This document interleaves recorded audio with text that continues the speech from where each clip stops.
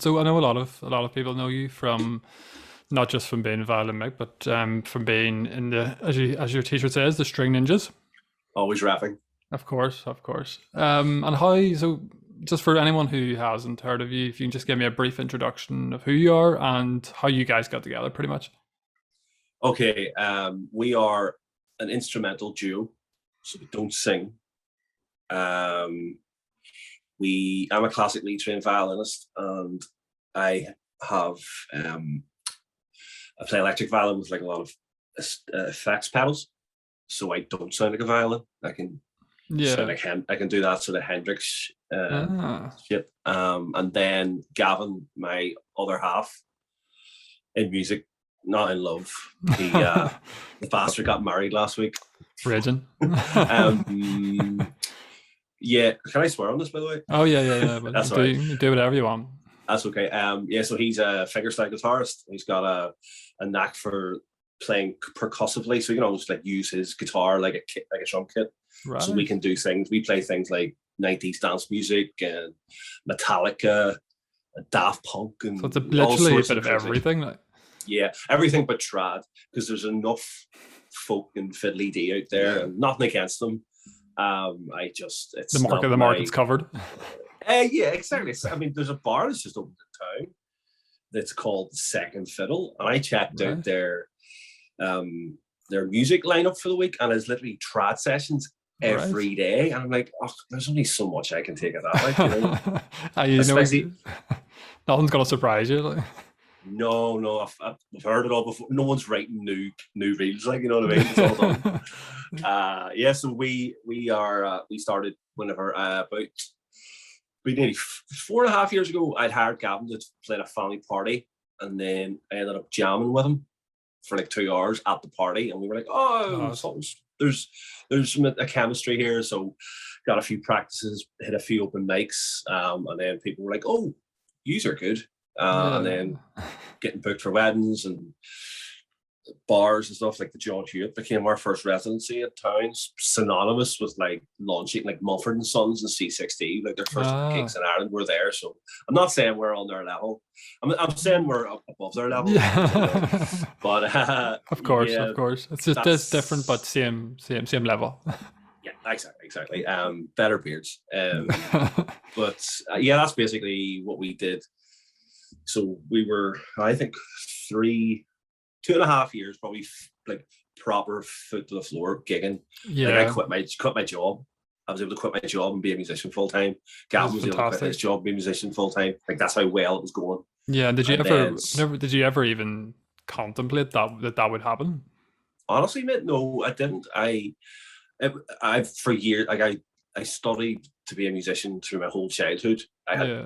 dreams of playing in the Vienna Conservatoire and all this Oh shit, yeah. and it never happened. Um, I got an injury in my wrist, so I stopped playing for 12 years, and I got sucked into hospitality. Hmm. And yeah, it was something I never thought I could do. And then I always had friends sort of poking me, going, you know, you're good. You should be Yeah. playing music. You shouldn't be serving cocktails and what have you. So I was literally working as a waitress in a cocktail bar when Gavin met me. And yeah, so Brilliant. I've actually we had done a few gigs. People had paid us for like because I worked in hospitality. There was a couple of hospitality venues like, oh Mick, you're Yeah. playing, are you? And they had known Gavin too. He was synonymous in the town. They're like Yeah. he's a really famous busker. So we got a couple of like leg ups from people, and then we were driving back from a gig one night, and we made as much money in that gig as I would make in like nearly a week Yeah. from working in a bar or a restaurant. And it's Like unless it those was gigs slog. aren't all, yeah. I mean, those gigs aren't always, they're not always these, it's just like a special corporate thing. Like a Yeah, of normal bar course. gig wouldn't pay massive Yeah. amounts of money. Yeah, yeah, yeah. But then I just thought to myself, I was like, well, if I'm ever going to do this, now's the time to do it. Because I always knew as well it was just a job to fall back on. Of Because course. my employers were very encouraging. They said, look, there's always a job here if it doesn't work out. And Yeah. thankfully, the last year and a half excluded. Yeah, I no, we'll get into haven't. Yeah. Tinfoil hat. Right. No joke. So yeah, no, I was really fortunate. and things we just seem to come along at the right time. And I think as well, because Gavin and I are both in our 30s, we weren't like 16-year-old kids trying to go out there and make a gig. We'd already sort of lived a life. We couldn't be bullied into certain, like, people couldn't go, I'm only paying you this. We go, well, fuck you then, we'll go somewhere else. Yeah. And, you know, we were able to take a pride in ourselves, and that sort of stood us in good stead. And as I've only found out just recently, because we played in the Sunflower open mic last night, with live music triumphantly returning. We were asked to come down and play a slot. We hadn't done anything in over a year, so I was shitting myself. Shitting myself. Understandably so. And it was actually evident in the playing, like, you know, because when I play a violin, then, like, if I got shaky hand, it's, you know. But eventually the nerves settled, and the crowd were so. I mean, it wasn't packed. It can't be packed. They can only be, of course, what they're at. But I was worried that people would forget who we were, and I was like, "Oh, fuck, I have to start again." But luckily, there was enough people there who were still familiar with us, and then there was new people who would come up and say, "Fuck, who are you guys? I want to come and see you play again." And like, I literally, when we finished playing and people were applauding and what have you, I let out the biggest yell. I think like I'd scored a goal at Wembley. It was like this massive exhalation of just pure relief. Yeah, exactly. And it was so funny because all the customers had stopped clapping at this stage, and then they started to clap again because I think they sensed the because I think it was such an emotional thing, because a lot of our friends who are musicians were there too, and they were going to go on to a bit, and it was really just it was just a lovely buzz. So I was delighted, and then I drank lots of Beamish to celebrate. So of course, feeling healthy and fresh today. No, it's fantastic. It's great. It is such a, like, I did my first stand-up gig two weeks ago, I think it was now, and getting back into it. No, I did actually the Hatfield. I did like we open mic spot in the Hatfield. We last minute one that Mickey let me on, which was nice. But it was fantastic, and see just actually performing inside a bar, because before that I did like Vittorio's gig in the Garden, which was great. Like, and it was great gigs that were run, but see, just being in a bar that was like almost packed, it's just there's no better feeling. The place was absolutely buzzing. There's definitely like a setting for comedy. It needs to be dark, indoors, and you need to see the people. If there's a massive distance between you and the crowd, there's all that energy just dissipates. It's difficult, because I did the gig with Shane, where was it? It was a Banbridge gig, which went well. Like, you know, I had a good gig, but I can see why sometimes outdoor gigs don't work, because, as you say, like, you need that almost, even just the room, like the vibrate, whereas sometimes a laugh can literally just disappear so quickly. I remember a few years ago, Tommy Tiernan did a show and people were literally, there wasn't even tables. It was just in a field. Right. Just lying on picnic blankets, drinking cans of Bulmers. And but I think he was just at the stage of his, like, I think the point of his show is he wanted it to be like that. He didn't want the 20,000 seater arena where it's just a wall of sound. I think I don't even think he treated it like a show. It was more like it was a talk. I know what you mean. And it's probably my least favorite of all the ones he's done, because I'm like, it's not really. I would prefer the in the darkness. Because he's one of the greatest in the world. Oh, 100%. He's one of those few that I've actually never seen live, but I've seen him on like TV and it's like special stuff, and he's like, he's one of the ones you hear about him, then you see him, and you're like, this is why people talk about him. He's a master. I've seen him maybe 5 or 6 times. I saw him maybe 2 years after he started, and I sort of seen him like periodically through the last 20 odd years. I was there at the Ulster Hall night whenever the cops got called on him. That was really? What was that about? He was making jokes about Arlene Foster and the DUP. Right. And basically what had happened was he has newfound fame from the Tommy Tiernan show on RTE and doing Dairy Girls. So there was the type of people who watch Dairy Girls don't go to see stand-up comedy. So they saw, we'll go to his show, thinking they were getting that character. But they weren't. They were getting Tommy Tiernan in his raw, glorious fashion. And it was fucking hilarious to watch people like the cops actually get called because they just took offense, was it? Yeah, they were offended. They got up and left. That's mad. I've been a comedy gigs when people have got up and been offended when the comedian's been shit, and I've seen people go to like the box office and demand their money back. Like I remember seeing, I think it was Shappy Korsandi. Yeah. She used to do Mock the Week years ago, and I saw her live, and I was actually gonna get up. Like I will listen to anybody, and I'm not offended. I wasn't offended by her subject matter. I was offended by the fact she was shite. Yeah, I was the same. I went to see Joe Wilkinson a few years ago. Oh, and I think it was just off the back of, the way he found the fame from doing the 8 out of 10 Cats Does Countdown. So he was on that, and the character that he plays on that is funny. There's some really funny bits in it. He tried to bring that onto stand-up. He had his set written on his hand, which I know pretty much all the comedians do. Yeah. But he was making it like really obvious, like he did not know his set at all. Wow. And it was just like I did actually. I think I left before the end. Actually, it was that bad. It was one of the last gigs I saw in Queen's Comedy before it all shut down. And it was just terrible. Like whenever you pay to see someone like that who's like getting massive gigs, and then you go and see like local comedians here who are like 10 times better and not getting any opportunities. Yeah, it's frightening. The scene here is ridiculous. And there's so much just as a collective, you are so much better than it was Vittorio who said once, like because he started being a comic in London. And he said he knows there's comedians in London who've got the same 5-minute bit for 3 years, 4 years. And they're just but because there's so many places to play, nobody sees the same thing twice. Yeah. But in Belfast, that's not possible. Oh, you can't get away with it. Yeah. You have 3 or 4 places you can play at, and if there's a gig on every night of the week, then and there's boys like I've seen all these do like go and do Lavers on a Wednesday, Pugs on a Thursday, maybe the Sunflower on a Sunday, and maybe there's a Limelight show randomly on a Tuesday, and it's new material. Yeah, you have to keep expanding your show. And you're having to work in your craft and stuff. Of course. But generally speaking, there's always new stuff. Yeah, everyone has to. I think everyone kind of understands here that you do have to, even if you are like doing the same set, but you still have to be expanding on it every time and trying new stuff. And if you don't, then you are going to get found out. Like it's one of those things it's quite difficult for comedy because you are having to, but that's one of the reasons why I like about it, because it pushes you to constantly write and expand. And I've kind of got myself now. Beforehand I was getting a bit too comfortable. I had like a good 5-minute set and I was doing it, and I was like, I could do this 5-minute set for like years and years and I'll get laughs, but at the same time it's getting me absolutely nowhere. Yeah. So I've had to just keep expanding it. But have you always been a comedy fan then?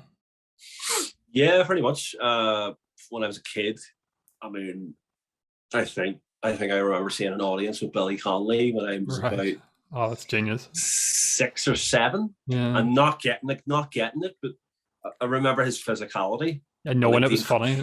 The incontinence knicker routine, I still got that, because when he was tying the bow around his knees and stuff, I was like, it made sense to me. And then you sort of like Ken Dodd was someone my dad always loved, because he could do like a 4-hour show and just and see the rumors about Ken Dodd doing 4 or 5 hour shows and being told like to leave or get off the stage. My brother used to be a theatre manager, right? And Ken Dodd played at the theatre he managed.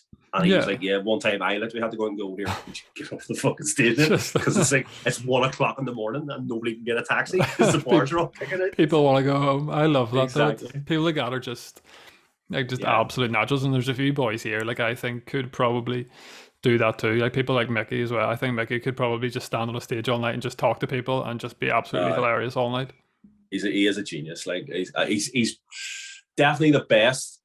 But he's probably the only one. I suppose McCann probably now as well, but McCann only so recently. Mickey's been the only one that's been just pure stand-up for like it's only the last year whenever he needed to make a living, and he started doing a podcast with Keezy. Yeah, of course. But like even Shane and Colin and everybody all had like other interests, they'll make videos or they'll do podcasts or they'll do this or do that.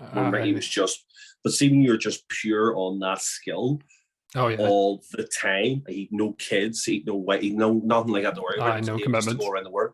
But it's it's when you see him operate, you go, well, but that's why he's so good, because he put that time in. He is a craftsman. Oh, 100%. Like, he gets on stage and sometimes you might think, oh, he appears drunk sometimes and he's absolutely hilarious, but Mickey is one of the best writers, I think, and probably maybe one of the most underappreciated, I would say. Because I think he's so good, but some people maybe don't realize just how good he is. I think it's not, unless you're like a big comedy fan, I don't think you can really appreciate just how good he is at it. Yeah. No, I get it, man. No, I appreciate all the lads. Like, it's the scene here is, I've missed it dearly, but I'm also, like, I've been hindered, like, whenever, like, with comedy coming back, I've been to one show because I got a message from somebody saying because it's all 4, 6, 8 at a table now. There's no more 4s and 6s.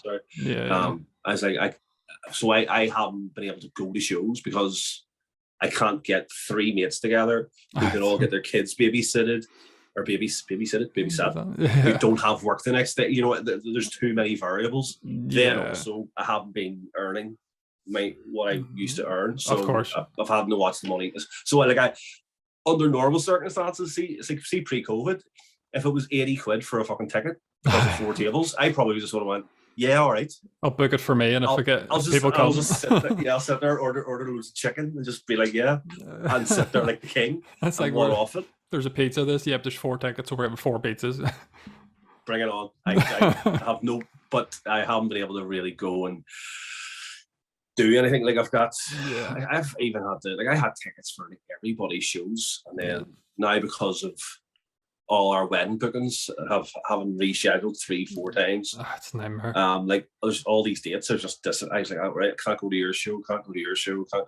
So I think the only one I'm definitely going to is Collins. Right, okay. And I have it like in my diary. So and it's like, I don't think anything's going to reschedule. I think it's a bit late now. I think everything's starting to sort of go back to normal again. So I'm hoping to God I can go to that. Like, exactly. But if we're talking about, yeah, of course. If we talk about, so we've talked about the last year then, so eventually I will stop talking about it, but I feel like you're the first musician I've had on the podcast, so I think it's appropriate. So whenever it first all sort of kicked off, like, how drastically did your life change? Well, so you mentioned before we started this here thing behind me. I was there 2 weeks before lockdown started. Which is, for anyone who's just listening, it's the German football team. St. Pauli. And so we got the bus to Dublin and got into the airport and then got on a plane and went to Germany. And then 3 days later came back. And when we got off the plane, I was like, whoa, the world changed. There was all of a sudden people in fucking hazmat suits and shit. I was like, what happened? What did we miss? Because we were away to watch football for a weekend, so we were we were at a match in a bar drinking. We didn't know what was going on in the world.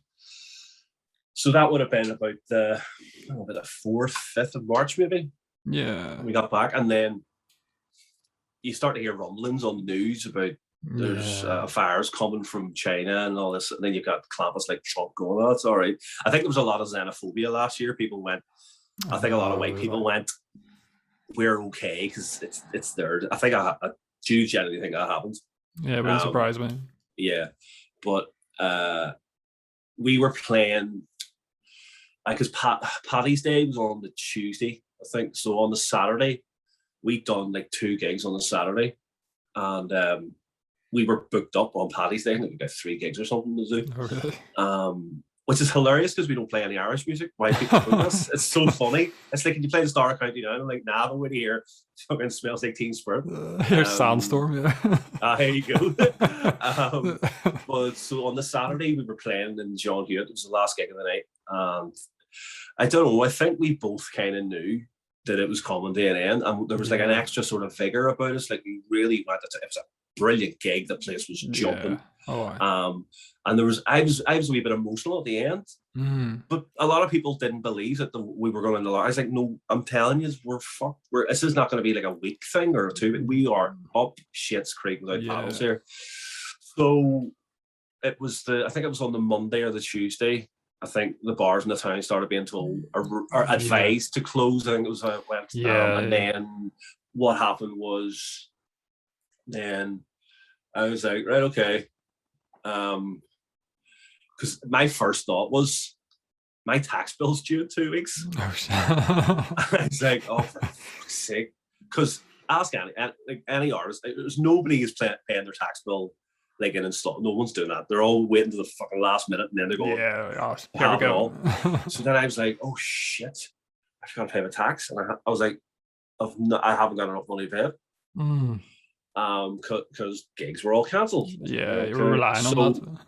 So it was very much like, I mean, the first couple of months anyway of the lockdown was like, it very felt like the blind leading the blind. Yeah. I got to the point where I was like, I'm switching the news off, because they literally, it's every day the story's changing.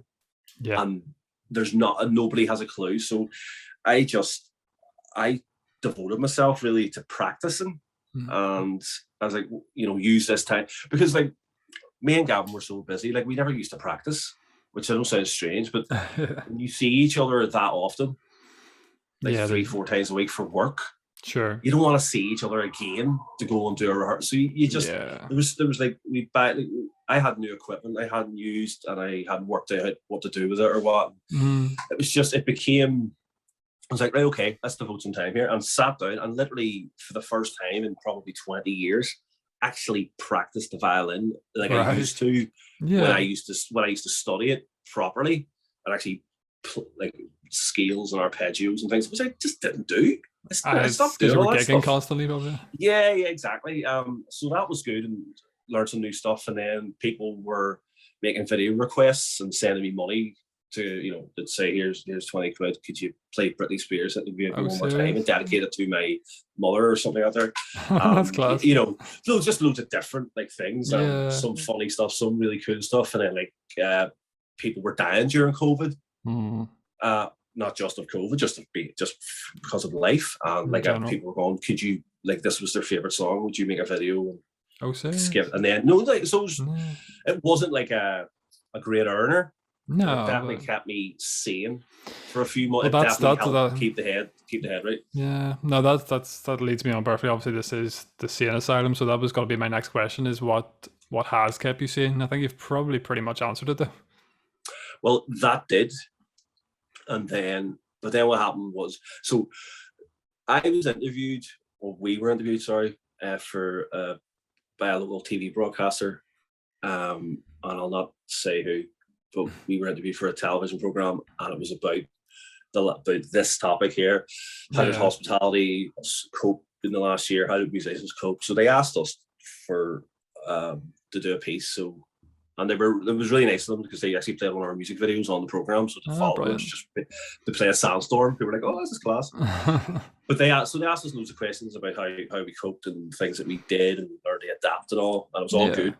But they edited out one thing I said.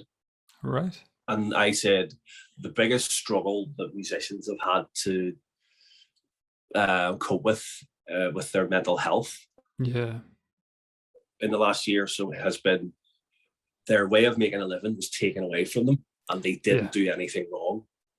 It's not like if you went to work and were rude to a customer and you got sacked, because we literally did nothing wrong and nobody told us why. And I was like, when we finished the interview, I was like, could that be construed as like a conspiracy theory? Because it's not. It's true. It is true that it happened. Yeah, of course. But it's like it probably, when I watched the show, and I was like, that probably wasn't in keeping with the tone that they were trying to set with the program, because it was meant to be more glass half full. How have we coped? How have we adapted? But I felt it was just something I needed to say. I wanted to get off my chest and hopefully out there into the matrix. But I've done that here, so it's all good. No, I totally get that. And as you sort of touch on the mental health side, but I think as someone who is a musician full time, and how you say he's been full time for how long? A few years now. Including the pandemic, nearly 4. Yeah, so that's a long time to be doing that, and as you say, it wasn't even like a gradual process. It was almost like all of a sudden it's just completely like taken away from you. And I think Mickey was on the podcast a couple of months back, and the same sort of thing for him. Like, as a full-time comedian, it was just completely, your whole livelihood was just completely gone. Like, how do you even cope with that? Well, you drink a lot. But, I got really good at drinking. You just, you know what it is, Johnny? You just get on with it because there's always somebody else worse off. There's always something else. Yeah. I mean, it's been a challenging year. I mean, like, I've had, actually, my dad's been very ill, so, which I suppose for me actually became something to focus on. Yeah, I know what you mean. And it meant I got my jobs early. So, but you could focus your attention on that rather than what was going on. Exactly. Instead, I mean, like, don't get me wrong, there were still nights where I'd sit angrily on Twitter and go, let me fucking work. I mean, I got so desperate, I started tweeting Stephen Nolan, Jim Alistair, and I was like, here, if you want a proper bone to chew, why don't you just find out what corrupt assholes decide that live music can't happen? Because everything, because I was at the Limelight gig that Shane and Dave did, the wee workshop thing. Oh yeah, I was at that, yeah. And it was brilliant. But then I found myself going, what's the difference? Yeah. Why they're on a mic talking to a room, it's loud. If I want to talk to my friend next to me, I have to shout, which apparently you're not meant to do because it spreads COVID. I mean, so what's the difference in me? And for anybody who has seen us play, like, literally, we don't even sing, and like, unless it's coming off my fingers, I don't know. So it was that for me has always been the most difficult struggle, is because people can just say, just get on with it, go get a job, and I'm going, why should I go get a job? My skills, by the way, the people who say that, when I was a full-time musician, I was making more money than you probably were, so shut the fuck up. Yeah. And and whenever you want a charity single, who do you come to? Exactly. And then, but when you get, you get married, you want musicians. It's a special skill. It's like, and then, like, I hearing people go, oh, like, I remember last summer when things opened up a little bit, I had some friends who started getting gigs again, and then they were getting paid less. And the Mars reason was, we're less capacity. But I was like, hold on a second. Do you think a plumber would take that story and go, see if you paid a plumber less money, he wouldn't finish the job. No, exactly. So it became this whole thing of, like, I had a vendetta. I was like, I'm gonna go to Stormont and I'm gonna wreck the place. And luckily I didn't have to, because they got wind of my arrival. And, like, open up the bars again quickly. That's it. Mix on the fucking warpath here. But it does. It has made no sense. And it's one of the things Mickey talked about in the podcast was the rules, the COVID rules. A lot of them have made absolutely no sense whatsoever. Like, stand up. I've one of my opening bit at one of my gigs last year was I can do this, but if I start singing, is the place gonna get shut down? Yeah. And that was how ridiculous it was. So I could stand and talk to someone, but I couldn't sing. Or, as you say, you guys aren't even singing. Like, it's not as if you're flicking COVID at people with your violin. Like, I mean, I'm very talented, but even that's a skill I've yet to master. Yes, I'm not. Yeah, I mean, it's logic. It's the lack of logic was just like, even if it gives a reason, and it was bullshit. Yeah, I'd have gone, all right, well, they've said, but they never said. It just kept. Even that originally, that indicative date they talked about was the 21st of June. Excuse me, and then they changed it to the 5th of July, which we now know became the day the world fucking came back to normal again, kind of. But all they did was they copied and pasted the same statement. It wasn't even a new statement. Like, that's how lazy a governor they are. It's copy and paste. Literally, I was like, who's getting 60 grand a year to do that job? I'm really do it good for half the price and actually put some effort in. Actually type it out again. But yeah, I mean, it's been shit on everybody. I mean, I'll stop the shit. There's been some people who have thrived in it. Like, the world went to shit and the billionaires got richer.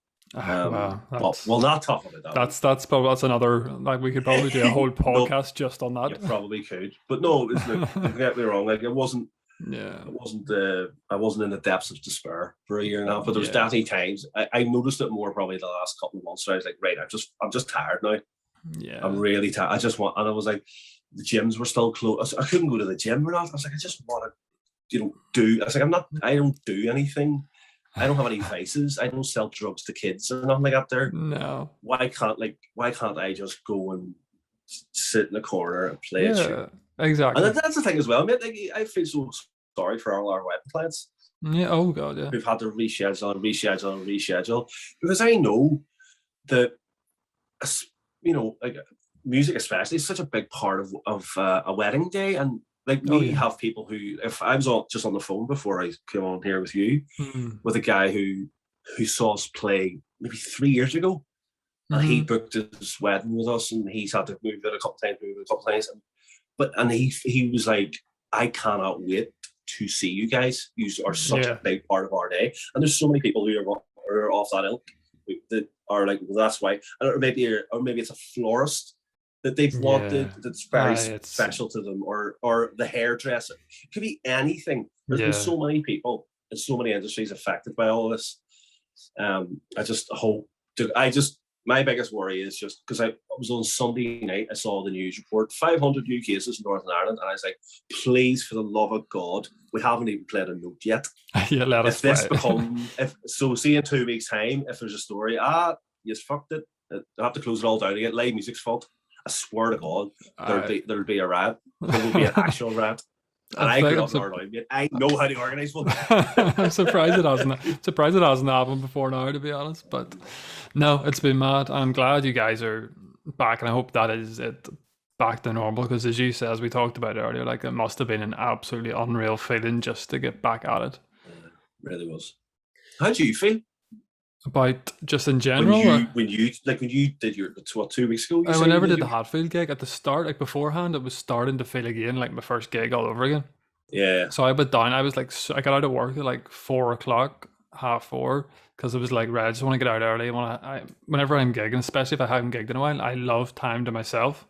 Yeah. So I literally took like a walk around Ormeau Park just to try and kind of keep myself calm and collected. And then whenever it came to it, I was like properly just like terrified before I went on. Like it was me, Mickey, Jordan, and my camera on that night, and I was standing before.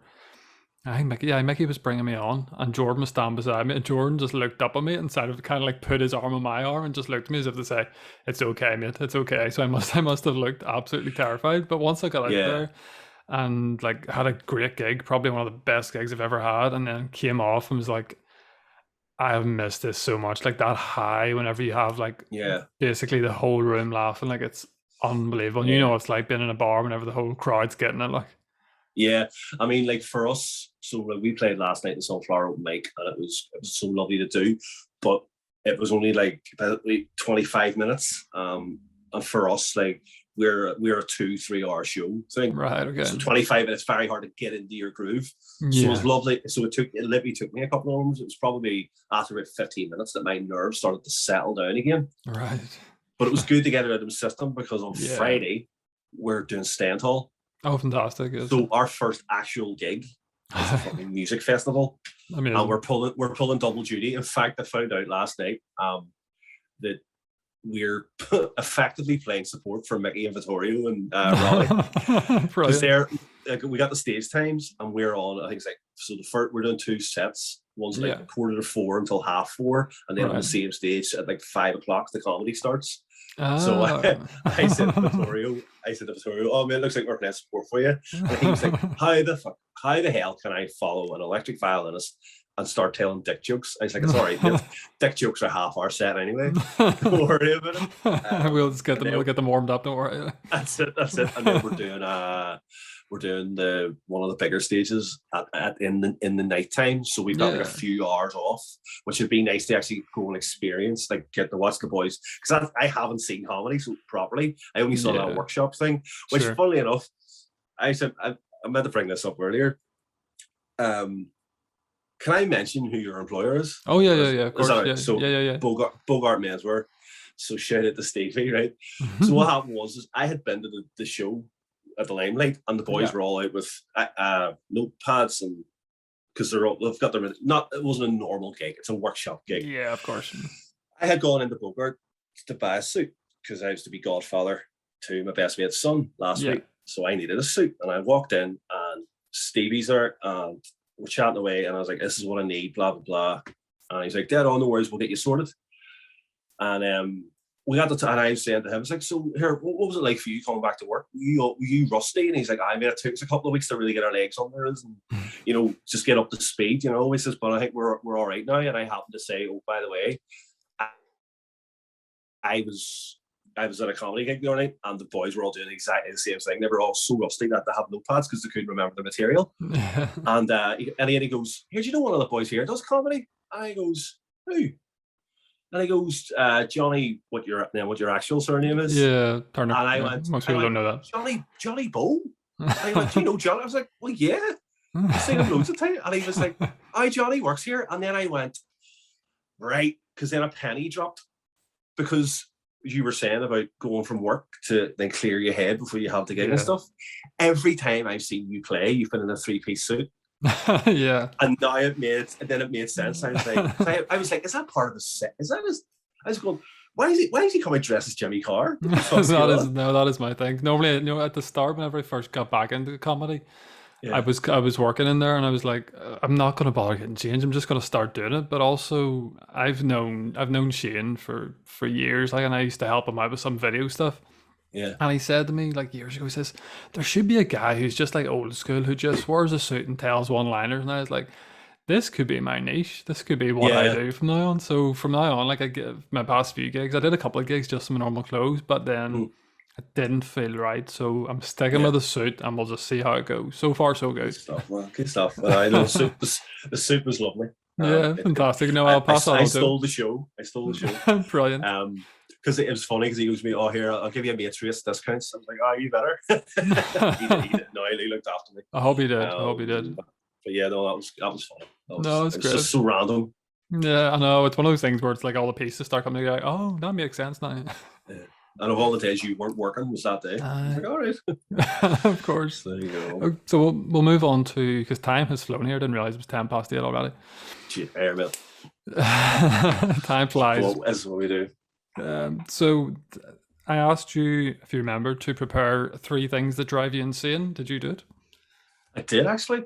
And funnily enough, they all came like that. I was like, yep, I know them all. Brilliant. Okay, so let's start with number 1. Number 1 for me, this is a hospitality crowd.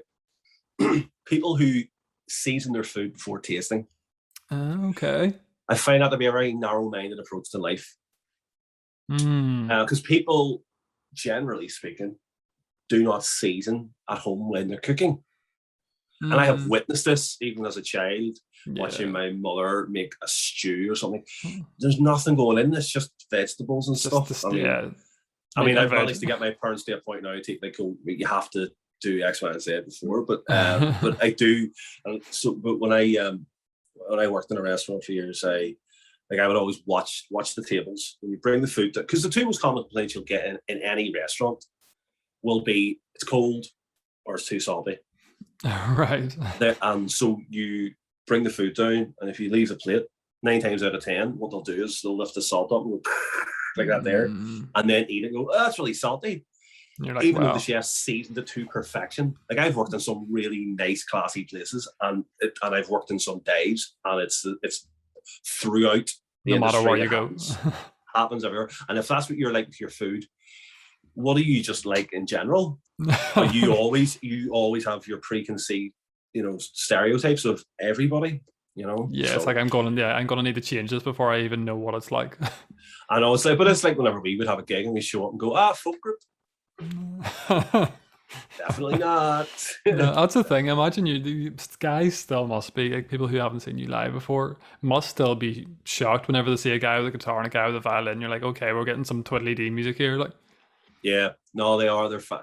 It's funny. Like, I get loads of like sweaty guys with neck beards who like people go, "Oh, you're a musician. You must get loads of women." I'm like, I really don't. I get because of the equipment, because of the pedal boards, and like I do a lot of, it's called wahing. So pedal, it manipulates your sound and all. When you watch a lot of guitarists on stage do it, like, I mean, big famous musicians. Yeah. you're not seeing them do it because they've paid a sound guy in the back. He's hitting the button. Do it for them. Yeah, they're hitting the button. But no, so people end up getting fascinated by what's going on at the feet. Right. Okay. So I mean, it's nice. Like, I entertain the conversation, but then I'm still just like, I wouldn't mind a woman coming up and saying, "Here, you can put them figures to good use." I was watching your feet there. I'm very impressed. Like, oh, what about these? What about these? You should see what these can do. Brilliant. No, I totally get that. It's not something I would even think about doing if we're going back to seasoning your food. And I don't think I would ever season food from a restaurant, because you do whenever you order, especially if you're at a fancy restaurant. Like, when you order food, you expect it to be nice without you having to do all that sort of stuff. There's restaurants, like a lot of Michelin-star restaurants, won't even have salt and pepper on the table. Oh, because they know this is what we serve you. Exactly. And then, like, if you go to some Michelin-star restaurant, like, if you order a steak, they'll not even give you an option of how you want it cooked. Yeah, they'll just be like, "This is how we make it. This is how it's going to probably come out medium rare, which is fine for me. I don't mind. I prefer a rare or blue steak, but but then there's places like, I remember being in it was what was the Albany before it was the Albany? Oh, I know what you mean. Yeah, you know what I mean. Myself, remember getting like a roast beef dinner, Sunday dinner, and I was ordering. I was like, "Oh, can I get that rare, please?" And she went, "Oh, chef just says, well done. You'll get it how it's done." I was like, "What the fuck? You charge me 20 quid? I want it rare. Give me it rare." Because I worked in places where they do the roast. They'll do it rare. They'll cook it to order. I just tell them to take it out a bit earlier. Exactly. Anyway. Mad. Okay, so number 1 is seasoning before tasting. What's number 2? Rockshore lager. Right. Controversial one. It's pish.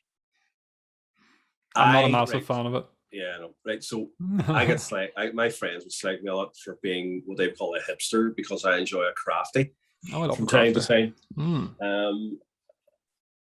But Rockshore is one of those lagers which definitely has now a reputation of being for the scummier person. I think that is their marketing. That's who they're sort of aiming themselves at. Right, okay. But that's not why I don't like it. Okay. I don't like Rockshore because it tastes like shite. It's awful. I remember when Rockshore first came out, and I was invited to the launch. I think it was at the Clothier. Oh, okay. Because I was a bar manager before I was a musician, so I'd always reps would come in and go, "Here, this new gin job box is getting launched. Do you want to come?" Or different things like that there. Yeah. And then you go and try it, and then you go, "Oh, here, I'll stock that on my bar." Yeah. Rockshore was one of them, and I went and tried it, and I was like, "Get that out of, just get it away from me. It's rancid." Yeah. and then they come out with a light version of it. If it's not light enough, like. Exactly. And then they come out with a cider. I'm like, "Oh, for the love of God." So, yeah, I despise Rockshore. Do you think it's because it's so easy to drink, and that's why people have kind of just... I didn't find it easy to drink. I was horrified by it. But I'd rather drink Harp. Yeah. See, Carling's another one for me that I absolutely despise. Like, Carling will... Don't tell me like Carling. No. So this thing, so me and my best mate were actually having this conversation the other night. I was drinking Carling last week, but there's a reason for it. He and I both ran bars in England. Right. And Carling's a really common thing. And so there's like a nostalgia there. When we were students, and we became working in bars over there, Carling was just always there, and it was always cheap. Yeah. So it's just there's a nostalgia with it. But no, if I have a choice, what am I drinking lager wise? I think if it's just for a session, probably a Heineken. No, I do like a Heineken now. But for me, with Carling as well, it brings back some sort of mixed memories. I used to drink in like the Students' Union because it was like 3 pints for $5. Yeah, well, there you go. And you would drink that. Like, if you're skint, you'd 100%, you'd be pissed in no time. Like, that's the way things were back then. Mad. So I get that, but Rockshore is just putrid. I'm sorry. and if that has done us out of ever getting any corporate work for Rockshore, I'm not even sorry. No, I don't even care. I'm like Cristiano Ronaldo. I'll just if I'm getting an interview, I'm moving that bottle off the table. You know what I'm saying? That does not represent who I am. No, because you'd be, if you were doing corporate work, you'd be getting free Rockshore, and you'd just be like, "No, I don't want it." No. We did a corporate gig once, and it was for Jameson. Oh, nice. I had to drive. I was fucking raging. Where Ah. Gavin was steaming. He was just running around with like Middleton old fashions, like 4 of them. Just going, Just absolutely right. he just got ruined. And he bastard. I had to drive him home and listen to him. Brilliant. He's like, oh my God. Incidentally, that was the night I decided to quit my job. Right. Yeah. Because he was like, you seen the shape of Gavin, you're like, I was like, yeah, I want that. That's what I want. This is my future right here. Brilliant. Okay, so we've got Seasoning Before Tasting and Rockshore. What is number 3? So number 3 is a social media related one. Okay. And it's not keyboard warriors. It's back to front selfies. Back to front selfies. So whenever people take, now this is also a phone developer's issue as well, because iPhones don't do this. Okay. But I know Samsungs do, or Huawei's do, or whatever. When you take a selfie, so I'm the writing on my chest here. If I take a selfie, yes, yeah, and I hate people who don't flip. Now, not right. I said it's so anal. I know, but it fucking does my head and grinds my gears, as Peter Griffin would say. But it's if I take a photo and then when I look at the photo, this is back to front. I'll click edit, and then I'll flip it so that whenever I post it on Facebook or Instagram, wherever, when you see it, it reads the right way. Yeah. And because I see people who are wannabe influencers doing this, and they're trying to promote a product. Yeah. But when the product's back to front, I don't know what the product is. Yeah. Now, Instagram needs to sort this shit out as well, because so do WhatsApp. Funnily enough, they're all owned by the same company. If you try to do an Insta story and you turn the camera in on yourself, it's all backwards. So what I do is I will either record a video or take a photo of myself on my phone's camera, and then I will post it to whatever platform I want to post it, because it does my head in that people post backwards shit. It's no, I totally get that, especially if they're trying. I spend a lot of time on social media for what I do for them. I have to, because I have to market, promote stuff, get us out there. So I'm always on, and I just annoys the balls out of me, man. It's so simple too. It's such a simple fix. For 5 seconds. Yeah. 5 seconds. Probably even less. Yeah, just click edit and go doop, and it's done. Flip it back around. I know, as you say, but for like sponsors, we've had like influencers as part of this segment before. It's like if you're being paid to promote something, like if you get a sponsored post and you're trying to promote like an Adidas top, like it's just gonna say Sadida. Yeah, exactly. It's like no one's gonna buy that. No, 100%, man. Yeah, people need to get their act together. But then it's just lazy the way people are just in general nowadays. You know, we put up like a video that's like a minute long, and you check the stats on it, and it's like after 10 seconds, people are checking out. I'm like, you have the best bit's like 40 seconds in. Yeah, I know that is. You shouldn't have to edit it to suit your tastes. No, and I'm guilty of that sometimes on Facebook. I'm not a Facebook fan. I will use it because it serves a purpose, but see, whenever Facebook introduced the ads into their videos, that's whenever my attention span, like if I'm watching a video, it's very rare that I will happily watch an ad to see the rest of the video.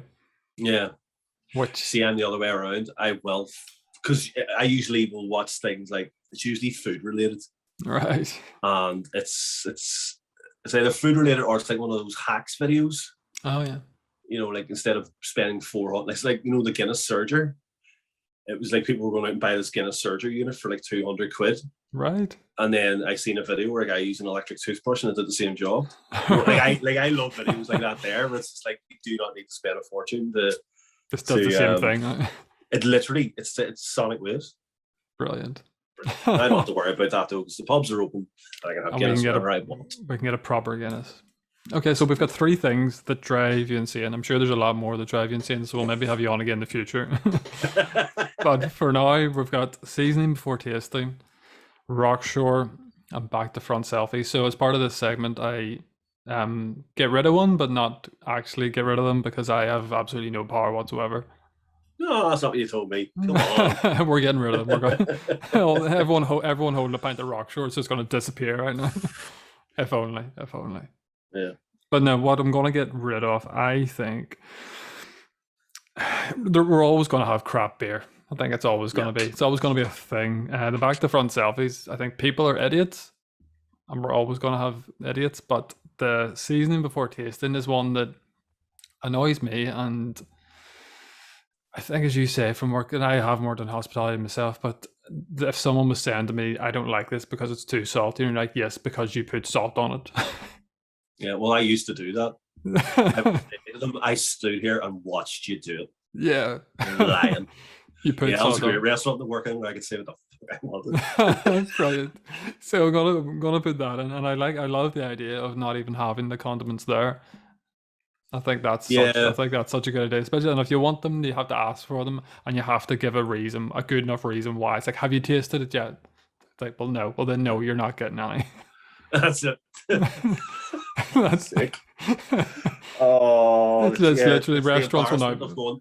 Can I've ordered like a fish pie. Can I get some ketchup? Like, I used to annoy the balls out of me. People would order a fish pie. I go, can I get red sauce or brown sauce? I'm like, you fascist bastards! Get out!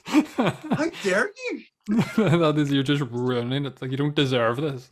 The world has suffered enough without your palate. No. Hell, Christ.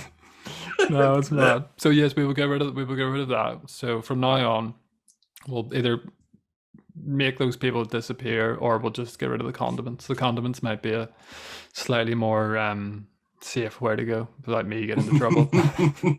We'll see. We'll see how it goes. But that kind of wraps us up. Thank you so much. We'll have a quick chat at the end, but thank you so much for coming on. It's been an absolute pleasure, and it was good to catch up and finally have an actual full-time, or now again full-time musician on the podcast. So quickly, just plug all your stuff. Yes, String Ninjas can be found on all platforms, Instagram and YouTube, probably the best ones. We're also on Grindr. That is not a joke. Why not? We also have a Patreon, patreon.com/String Ninjas, where we do a podcast. I think we've done like 40 now. No, brilliant. And most of them haven't even been released to the general public yet. So go over there, Fast Cheap Dildo, and you can watch them. Our music's on there because Spotify don't pay, so you can have our music if you subscribe to our Patreon. Brilliant. And also feet pics are complimentary. No extra charge for them. Fantastic. Thank you so much, Mick. Appreciate it. All the best. No worries, Chief. Thanks, mate.